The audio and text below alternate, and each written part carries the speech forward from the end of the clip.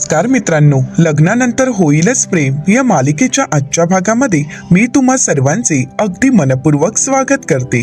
मित्रांनो, आजच्या भागामध्ये आपल्याला पाहायला मिळतं आता रम्या वसुआत्यांना म्हणू लागते, आई अगं तुला कळतंय का, आपण पुरावे शोधण्याचा प्रयत्न करतोय पण आपली गाडी तर पुढेच जात नाहीये, आपण तर तिथेच अडकून आहोत असं म्हणत आता रम्या बोर्डवर लिहिलेलं सगळं काही पुसून टाकते। तर वसुआत्या म्हणू लागतात, रम्या मला तरी असं वाटतंय ना की माझ्या हातात बॉम्ब आहे पण आग लावायला काडीच नाहीये। आता असं बोलताच रम्याच्या लक्षात येतं। रम्या म्हणू लागते, आई आग आठवतंय का तुला? आता वसुआत्यांच्या लक्षात येतं फार्म हाऊसवर घडलेला तो प्रसंग। वसुआत्या म्हणतात, रम्या तुला नक्की काय म्हणायचंय? फार्म हाऊसवर घडल्या तोच प्रकाराबद्दल बोलायचं आहे का?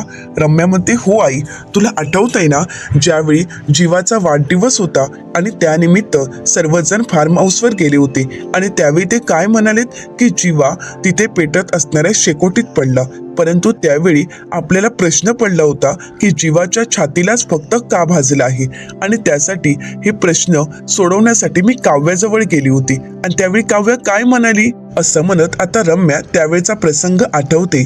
त्यावेळी काव्या तिला म्हणालेली असते की मी गेम खेळली आणि म्हणूनच हे सगळं काही घडलं आहे, तो गेम मी का खेळली? वसुआत्या म्हणतात, हो ग, पुढे काय घडलं? पण रम्या म्हणते, काय घडणार, त्यावेळी तिथे मामा आला आणि पुढचं मला काही कळालंच नाही। वसुआत्या म्हणतात, पण तुला दुसरी घटना आठवते का? अगं मानिनी नंदिनीला किती ओरडली होती, तिने तिला बचावलं होतं की जीवाची काळजी घे, गुरुजी म्हणाले आहेत की जीवाला आगीपासून धोका आहे आणि म्हणूनच मानिनी नंदिनीला खूप ओरडली होती। आता तो प्रसंग आठवत घडलेला प्रसंग वसुआत्या रम्याला सांगू लागतात। त्यावेळी मानिनी ताई नंदिनीला ओरडलेले असतात की नंदिनी तुझ्याकडून माझी अपेक्षा होती, तुला मी बजावलं होतं की जीवाची काळजी घे, जीवाला धोका आहे आगीपासून आणि त्याला आगीपासून दूर ठेव, परंतु नंदिनी तू तर माझा अपेक्षा भंग केलायस, तुझ्याकडून ही अपेक्षा नव्हती नंदिनी।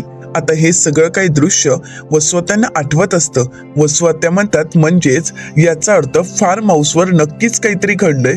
तर रम्या म्हणते, हो, आणि त्याचं उत्तर तेव्हाही आपल्याला भेटलं नव्हतं आणि आजही भेटलं नाही। तर वसुआत्या म्हणतात, याचाच अर्थ त्या फार्म हाऊसवर असं काहीतरी आहे की जे सत्य आतापर्यंत आपल्याला कळालंच नाही। आता मात्र वसुआत्या आणि रम्या विचार करू लागतात। तर दुसरीकडे जीवा, नंदिनी, पार्थ, काव्या या सगळ्यांमध्येच कुठे फिरायला जायचं यावर चर्चा चालू असते। चर्चा कुठली, त्यात थोडी मज्जा मस्करी आणि भांडणच चालू असतं, कारण जीवाला कुठलंच ठिकाण पसंत पडत नसतं।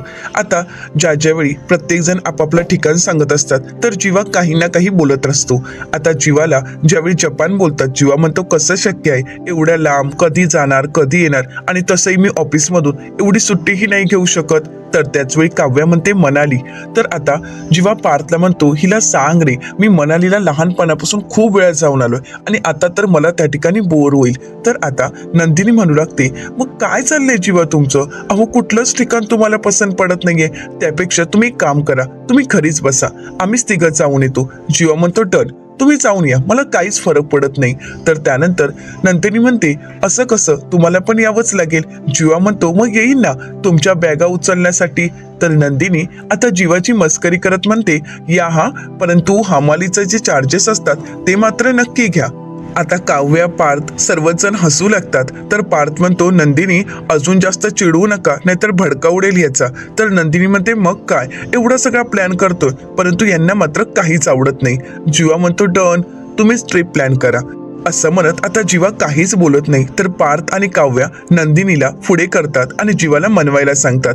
तर नंदिनी म्हणते, मी काय म्हणते जीवा, तुम्ही एक काम कराल का, तुम्हीच या ट्रिपचा प्लॅन करा, कारण आम्हाला ही ट्रिप जीवा स्टाईल हवी आहे। जीवा म्हणतो, खरंच? नंदिनी म्हणते, हो खरंच। तर त्यानंतर जीवा पार्थला विचारतो, तर पार्थही परवानगी देतो, काव्यही परवानगी देतात। आता मात्र इकडे जीवा खुश होतो आणि म्हणतो, तुम्ही काळजीच करू नका, या ट्रिपची जबाबदारी माझी। आता बघा, मी उद्या ट्रॅव्हल एजन्सीमध्ये जाईन आणि अशी काही ट्रिप बुक करेन ना की तुम्ही कधी विचारही केला नसेल। असं म्हणत आता चौघही एकमेकांच्या हातावर हात देत या ट्रिपचं जाणं फायनल करतात। तर दुसरीकडे पाहायला मिळतं रम्या वसुआत्यांना म्हणते, आई, याचाच अर्थ यांच्या अफेअरचे पुरावे आपल्याला फार्म हाऊसात देऊ शकतं. वसुआत्या म्हणतात, अगं मग वाट कशाला पाहायची, उद्याच सकाळी जाऊयात ना आपण आपल्या त्या फार्म हाऊसवर. रम्या, काहीही झालं तरी या चौघांची एकी, या चौघांचं बॉन्डिंग मला तोडायचं आहे आणि तेही कायमचं. असं म्हणत आता रम्या आणि वसुआत्या हातमिळवणी करत पुरावे शोधण्यासाठी फार्म हाऊसवर जायचं ठरवतात. तर दुसऱ्या दिवशी सकाळी देशमुखांच्या घरी सर्वजण एकत्र गप्पा करतच नाश्ता करत असतात आणि त्याच वेळी विक्रम म्हणू लागतात, मला तर या गोष्टीचा आनंद आहे की तुम्ही आमचं म्हणणं विचारात घेताय आणि आम्हाला विचारून तुम्ही सगळं काही करताय. तर मानिनीताई म्हणतात, हो ना, मुलांना वाटत असतं की आता आपण मोठे झालो आहोत, परंतु तसं नसतं. प्रत्येक मूल त्याच्या आई वडिलांसाठी अजूनही लहानच असतं आणि प्रत्येक मुलांनी आपल्या आई वडिलांचा सल्ला घेणं, त्यांना विचारात घेणं, त्यांना विश्वासात घेणं खूप गरजेचं असतं. आणि तुम्ही सुद्धा तसंच करा, म्हणजे बघा तुमचे संसार तर सुखाचे होतीलच आणि आयुष्यात तुमचंही भलं होईल. आणि हे जीवालाही सांग. तर पार्थ म्हणतो, मी तर बाबांचं सगळंच काही ऐकतो आणि बाबांना सगळंच काही विचारतो, म्हणजे पार्टनरशी कसं बोलायचं, पार्टनरशी कसं वागायचं याबद्दल सगळं काही विचारतो, कारण बाबांना खूप मोठा अनुभव आहे ना. असं म्हणत आता पार्थ विक्रम यांच्याकडे पाहत असतो.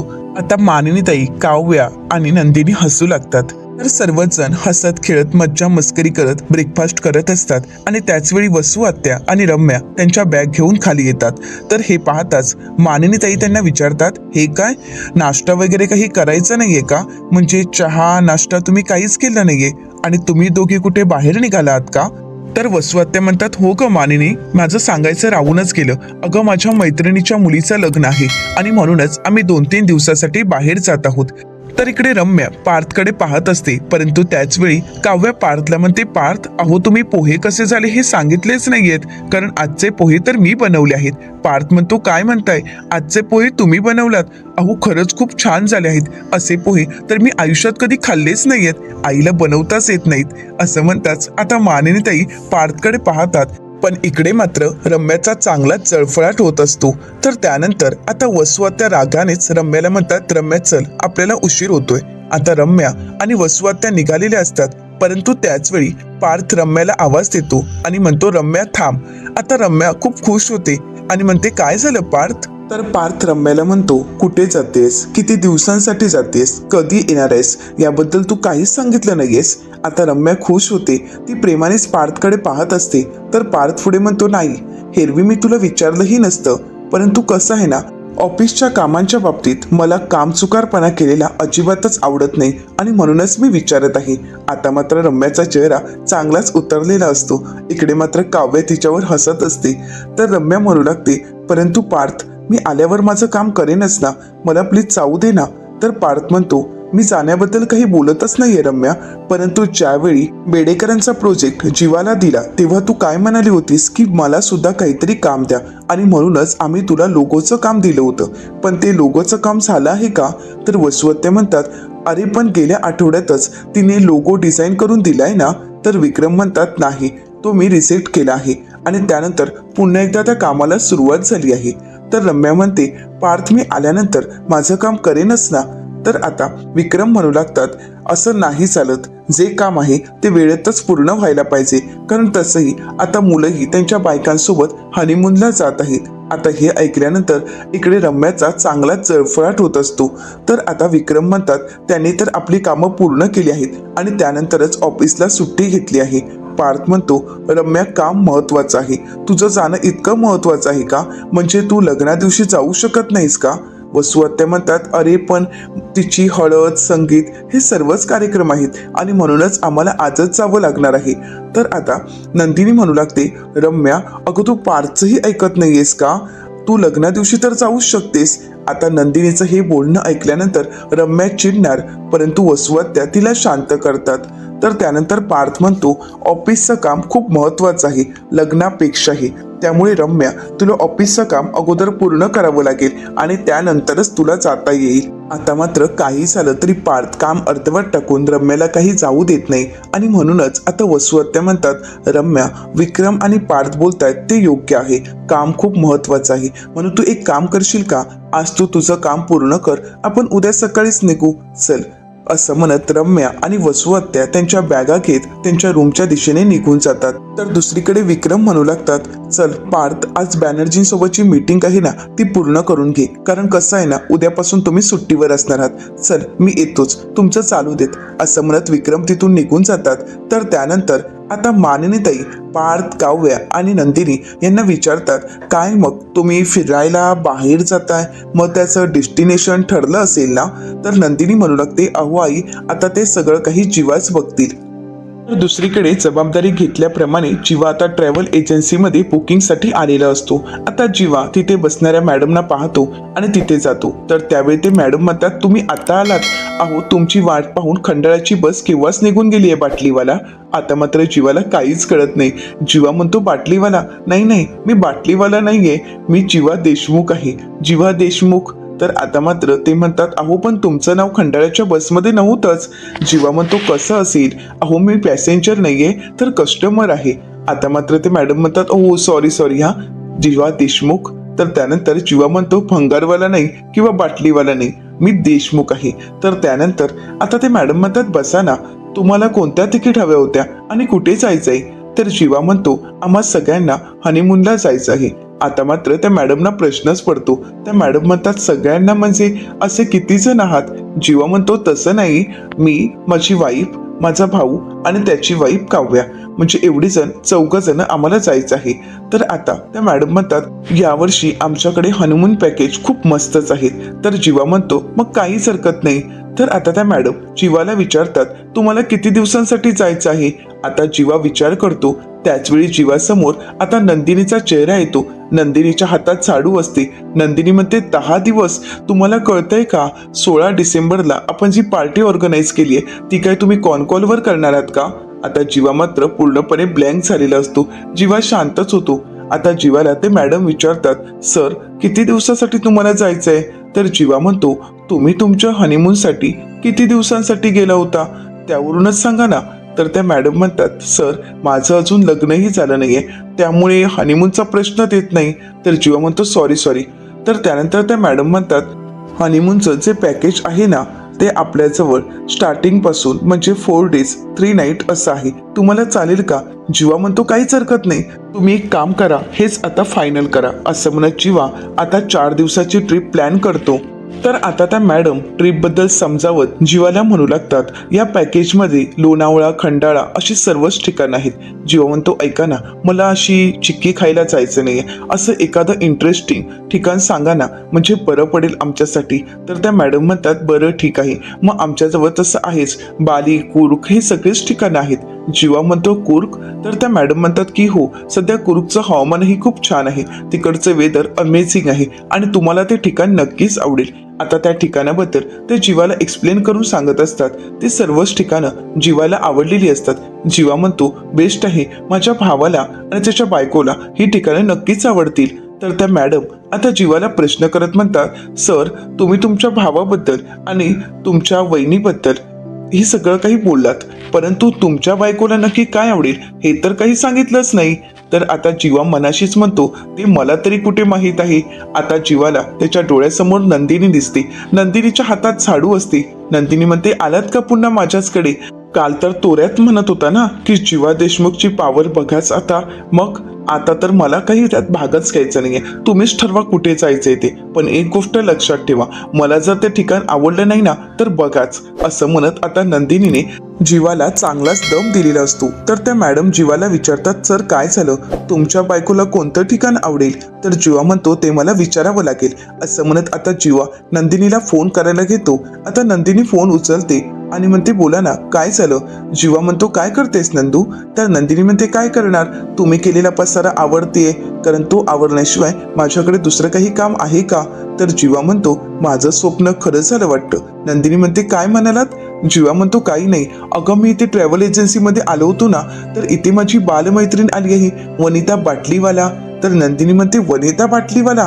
तर जीवा म्हणतो, हो, ती माझी बालमैत्रीण आहे. अगं तुला सांगू का, ती इथे तिच्या नवऱ्यासोबत आली आहे हनीमूनच्या पॅकेजसाठी, पण त्यांची भांडणं चालू आहेत. ती म्हणते बालीला जाऊया, तो म्हणतो मनालीला जाऊया आणि दोघांचीही खूप भांडणं चालू आहेत. कूर्गवरून तर विचारायलाच नको, मला तरी वाटते की त्या दोघांचा डिवोर्सच होईल. नंदिनी म्हणते काहीतरीच काय बोलताय तुम्ही, आणि तुमची मैत्रीण तुमच्यासारखीच आहे असंच मला वाटते. अहो कूर्गवरून कोणी भांडणं करतं का? कूर्ग एकदम भारी आहे. तर जीवा विचारतो हो खरंच भारी आहे का? नंदिनी म्हणते हो खरंच खूप भारी आहे. तुम्हाला माहित आहे का, 9वीत असताना आमची सहल कूर्गला जाणार होती आणि त्याचवेळी तिथल्या सर्व ठिकाणांचा मी अभ्यास करून ठेवला होता. मला खूप उत्सुकता होती की कधी एकदा मी तिथे पोहोचते. तर जीवा म्हणतो मग तुम्ही जाऊन आलात का?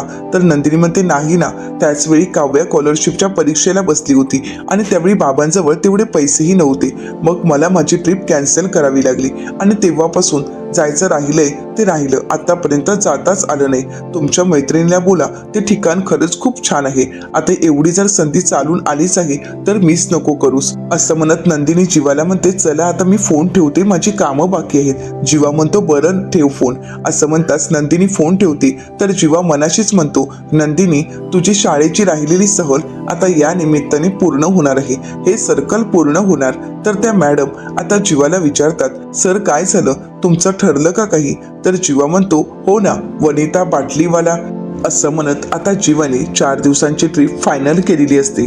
तर दुसरीकडे पाहायला मिळतं वसू आत्या आणि रम्या त्यांच्या रूममध्ये येतात आणि हातातील बॅगा जोरातच आदळतात. वसू आत्या खूप चिडलेल्या असतात. वसू आत्या रम्याला म्हणतात यांना विचारून जायची किंवा सांगून जायची काहीच गरज नव्हती, आपण जायला हवं होतं. तर रम्या म्हणते हो का, आणि जर आपण फार्म हाऊसवर गेलो असतो आणि तिथे जर यांचा फोन आला असता किंवा व्हिडिओ कॉल आला असता तर आपण अडकलो नसतो का?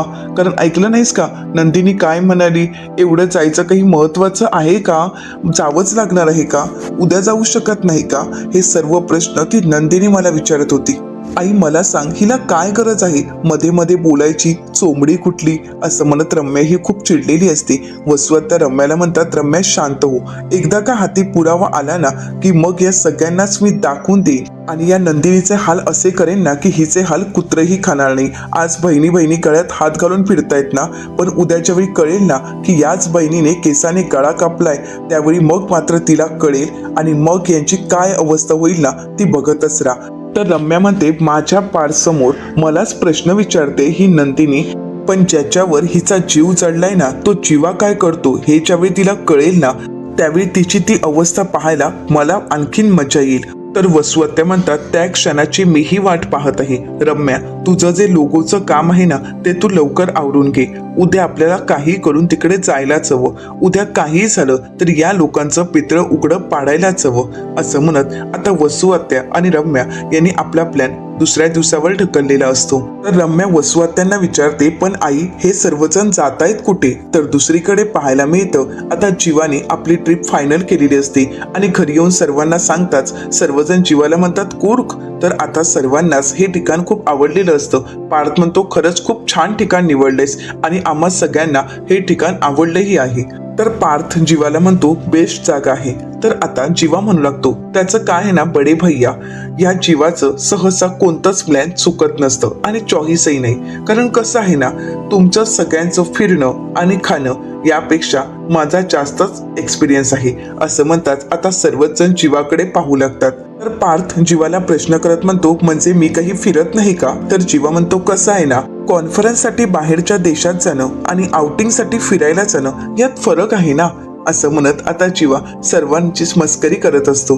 तर नंदिनी म्हणते बसा आता पुरे, तुमचं कसं आहे ना तुम्हाला जरा कौतुकाने 4 शब्द बोललो की लगेच चावी दिलेल्या खेळण्यासारखे वागू लागतात तुम्ही. तर आता पार्थ टाळ्या वाजवत असतो. तर जीवा म्हणतो या जीवाची तू मस्करी करतेस, तुला कळतंय का? तर माननीताई म्हणतात हो आला मोठा माहित आहे, आणि हो आता तुमची ही भांडणं काही काळासाठी बाजूला ठेवाल का?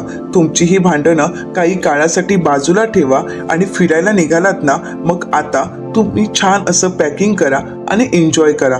असं म्हणत आता माननीताई या चौघांनाही सपोर्ट करत असतात. माननीताई त्या सर्वांनाच म्हणतात पहिल्यांदाच तुम्ही चौघही कुठेतरी बाहेर जाताय. पहिल्यांदाच नाही, या अगोदरही तुम्ही गेला होता आपल्या फार्म हाऊसवर. पण असं म्हणतात सर्वांनाच तो प्रसंग आठवतो.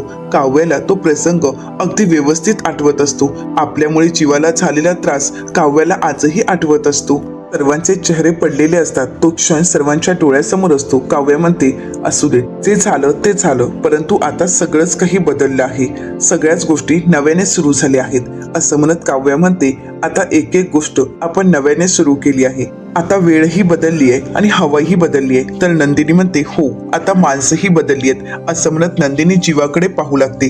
तर त्यानंतर मानिनीताई म्हणतात चला चला तुम्ही आता आपापली कामं करायला घ्या, आपापलं पॅकिंग करायला घ्या, इथलं काही सगळं काही होतच राहील, मी करेन सर्व काही. तर नंदिनी आणि काव्या म्हणू लागतात आम्ही हे एवढं काम आवडतो आणि जातो. परंतु मानिनीताई त्यांचं काही ऐकून घ्यायला तयारच नसतात. त्यांना जबरदस्तीने पॅकिंग करण्यासाठी तिथून पाठवून देतात. इकडे मानिनीताई किचनमध्ये काम करत असतात. तर विक्रम यांचा आता मानिनीताईंना मेसेज आलेला असतो. तर मानिनीताई तो पाहतात आणि म्हणतात आता यांना सुद्धा कुठेतरी जायचं असेल, काय विक्रम तुम्ही सुद्धा ना, असं म्हणत त्या स्वतःच हसू लागतात. तर दुसरीकडे पाहायला मिळतं जीवा आपल्या कपड्यांच्या घड्या घालत असतो. त्या कपड्यांचं घड्या घालणं हे जीवासाठी कंटाळवाणं काम असतो. जीवा म्हणू लागतो मला एक कळत नाहीये, अरे यार ह्या सगळ्या कपड्यांच्या घड्या घालणं हे आजच महत्वाचं आहे का, उद्या नाही का करू शकत. आणि त्याचवेळी जीवाचं लक्ष नंदिनीकडे जातो. आता नंदिनी कपाटावरील बॅग काढत असते. जीवा मात्र तिच्याकडे हरवून गेलेला असतो, सतत तिच्याकडे पाहतच असतो. परंतु त्याचवेळी जीवाच्या लक्षात येतं की नंदिनी पडू शकते आणि म्हणूनच जीवा म्हणतो अगं ये चकाचकवाली बाई. आणि त्याचवेळी नंदिनीच्या हातातील बॅग जीवाच्या डोक्यावर आदळते. आता मात्र जीवाच्या डोक्याला चांगलाच मार लागलेला असतो. जीवा म्हणतो अगं ये चकाचकवाली बाई, आता कसला राग काढणं बाकी आहे का. नंदिनी म्हणते नाही नाही सॉरी हा, तुम्हाला लागलंय का जास्त, असं म्हणत ती जीवाच्या डोक्यावर फुंकर मारून देत असते. आता जीवा हळूहळू सांगू लागतो की डोळा दुखतोय, गाल दुखतोय आणि त्यानंतर म्हणतो इथे ओठात का कळ येते. आता ओठांवर कळ येते हे ऐकल्यानंतर नंदिनीच्या लक्षात येतं की हे सगळं काही जीवाचं नाटक आहे आणि म्हणूनच नंदिनी हाताची घडी घालून जीवाकडे पाहू लागते. जीवा म्हणतो इथेही फुंकर मारून दे, परंतु नंदिनीच्या सगळा काही खेळ लक्षात आलेला असतो आणि म्हणूनच नंदिनी जीवाकडे पाहू लागते. तर त्यानंतर जीवा नंदिनीकडे. आता दोघंही एकमेकांच्या प्रेमात पूर्णपणे हरवून गेलेले असतात. आता जीवाचं हे नाटक नंदिनीच्या लक्षात आलेलं असतं. नंदिनी म्हणते फिरकी घेताय माझी, नाटक करताय तुम्ही लागलं असं करत, असं म्हणत दोघेही खूप हसत असतात आणि दोघंही एकमेकांच्या प्रेमात अगदी पूर्णपणे हरवून गेलेले असतात. तर येणाऱ्या पुढील भागामध्ये आपल्याला पाहायला मिळतं नंदिनी, जीवा, पार्थ, काव्या सर्वच जण आता ट्रिपसाठी निघालेले असतात आणि त्याचवेळी जीवाला ट्रॅव्हल एजन्सीमधून फोन येतो आणि म्हणतात की सर तुम्हाला तुमची ट्रिप कॅन्सल करावी लागेल. आता जीवा विचारतो का, तर ते म्हणू लागतात लोकल इलेक्शनमुळे सर्व ट्रिप कॅन्सल कराव्या लागत आहेत, त्यामुळे सॉरी सर ही ट्रिप कॅन्सल होत आहे. तर दुसरीकडे पाहायला मिळतं रम्या आणि वसुआत्या फार्म हाऊसवर पोहोचलेल्या असतात. आता ज्यावेळी त्या फार्म हाऊसवर पोहोचतात त्याचवेळी रम्याच्या धक्क्याने एक बॉल खाली पडतो आणि ज्या ठिकाणी पडतो तिथेच जीवा आणि काव्या यांच्या नात्याचे काही पुरावे त्याच ठिकाणी असतात. तर दुसरीकडे जीवा फोनवर बोलतच म्हणतो इथून एक टर्न घेतला की आपण फार्म हाऊसवर जाऊन पोहोचणार आहोत. तर दुसरीकडे वसुआत्या आणि रम्या यांच्या हाती जीवा आणि काव्या यांच्या नात्याचा पुरावा लागलेला असतो. त्या दोघांचा फोटो त्यांच्या हाती मिळालेला असतो. तर रम्या म्हणू लागते आई हे बघ काय आहे. तर त्याच वेळी आता सर्वच जण फार्म हाऊसवर पोहोचलेले असतात. आता ज्यावेळी जीवाचा लक्ष जातो त्यावेळी जीवाच्या लक्षात येतं की फार्म हाऊसवर कोणीतरी आहे. तर आता रम्या आणि वसुआत्या यांचा हा येण्याचा प्लॅन यशस्वी होईल का, त्यांच्या हाती जीवा आणि काव्याच्या अफेअर बद्दल अजून काही पुरावे सापडतील का, की त्याचवेळी जीवा त्यांना रंगे हात पकडेल, हे पाहणं अतिशय रंजक ठरणार आहे. मित्रांनो अशाच मालिकांचे नवनवीन अपडेट पाहण्यासाठी चॅनलला नक्कीच सबस्क्राईब करा आणि हो आजचा व्हिडिओ तुम्हाला कसा वाटला हे कमेंट करून नक्कीच कळवा. आजचा हा व्हिडिओ तुम्हाला आवडला असेल तर व्हिडिओला लाईक करायलाही विसरू नका.